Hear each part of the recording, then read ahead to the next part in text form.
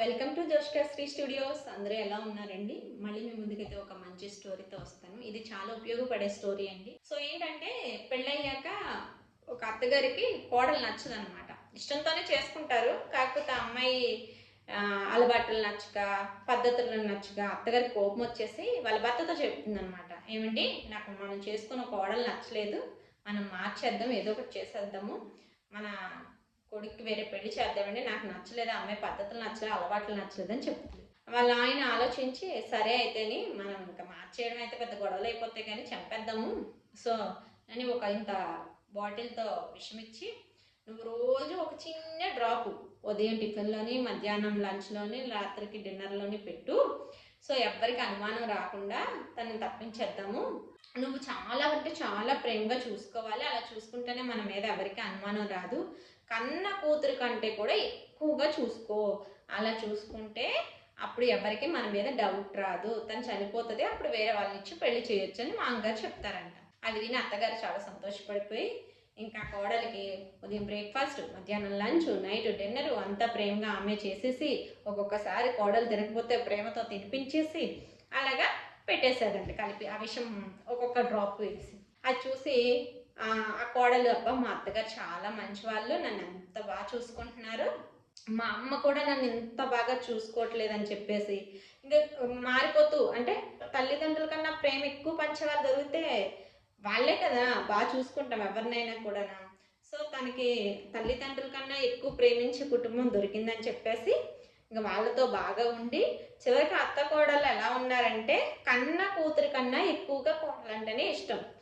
కలిసి ముద్దలు తినిపించుకుంటూ కలిసి ఉండి, కొడుకు ఏమన్నా కోడలంటే అత్తగారు కొడుకుని గొడవాడి కొడుకుని తిట్టేవాళ్ళు. సో అత్తగారిని ఎవరైనా ఏమన్నా అంటే కోడలు ముందుకొచ్చి నిలబడేది. సో అలా అంత ప్రేమగా ఉండాక కొన్ని రోజులకి అత్తగారికి గుర్తుకొస్తుంది అనమాట.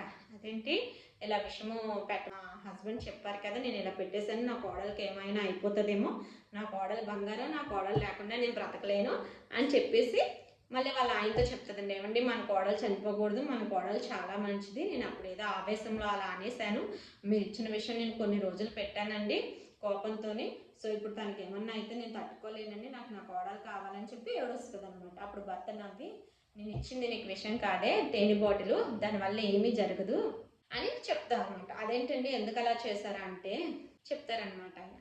ఏమనంటే, ఒక అమ్మాయి పుట్టి పెరిగిన పరిస్థితులు వేరు, సడన్గా మన ఇంటికి వచ్చింది, ఇప్పుడు మనం ఉన్నాం అనుకో, మనం వేరే బంధువుల ఇంటికి వెళ్ళామంటే 2 రోజులు ఉండడానికి చాలా ఇబ్బంది పడిపోతూ ఉంటాము, కంఫర్టబుల్గా ఫీల్ అవ్వము. అదే ఒక అమ్మాయి తను పుట్టిన పెరిగిన పరిస్థితులు వేరు, తను వచ్చి వేరే వాళ్ళ ఇంట్లో ఉండాలంటే తనకు ఎలా ఉంటుంది, సడన్గా మనకున్న అలవాట్లే తను ఇముడ్చుకొని అలాగే మారిపోయి మనకున్న అలవాట్ల ప్రకారం ఉండాలంటే తనకి టైం పడుతుంది కదా. కాబట్టి నువ్వు కొంచెం టైం ఇవ్వాలి, టైం ఇస్తేనే కదా మనకు తెలిసేది. ఆ టైం ఇవ్వకుండానే మారిపోవాలి, అమ్మాయి నాకు నచ్చలేదు, అలా ఉంది ఇలా ఉంది అంటే ఆ అమ్మాయి ఎలాగా ఇదవుతుంది. నువ్వు ప్రేమించావు కాబట్టి ఆ అమ్మాయి కూడా నిన్ను ప్రేమించింది, తనకు తెలియదు కదా ఎలా ఉండాలి అనేసి. ఇప్పుడు బిడ్డ మీద తల్లిదండ్రులు మమకారం చూపిస్తారు కాబట్టి, ప్రేమను చూపిస్తారు కాబట్టి ఆ బిడ్డ నా తల్లిదండ్రులు అని చెప్పి తిరిగి ప్రేమిస్తుంది. ఒక పెళ్ళైన ఆడపిల్ల కూడా అంతే, ముక్కు ముఖం తెలియని మనల్ని వచ్చిన మొదటి రోజే అంత అభిమానించేయాలంటే అది మనసుతో ఎలా అవుతుంది. పైన గౌరవంతో చేయొచ్చేమో కానీ మనసుతో చేయలేరు.